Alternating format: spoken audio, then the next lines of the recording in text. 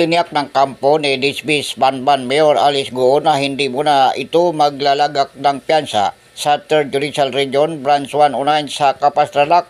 Ayon nito sa abogado ng dating alkalde na si Attorney Stephen David matapos niyang bisitahin kanina ang kliyente sa PNP Custodial Facility sa Campo Crame.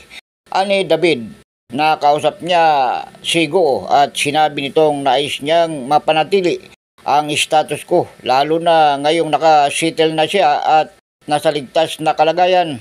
Dahil dito maghahain ng motion sa korte sa Tarlac ang abogado para hindi umano magpiyansa sa kasong paglabag sa RA 3019 o Anti-Graft in Corrupt Practices Act. Unang sinabi ni Go na ngayong hawak na siya ng mga otoridad, ramdam nito ang kanyang kaligtasan, lalo't sinabi nito na mayroong banta sa kanyang buhay. Ako si Edwin Moreno para sa DCRG Radio Bandido TV.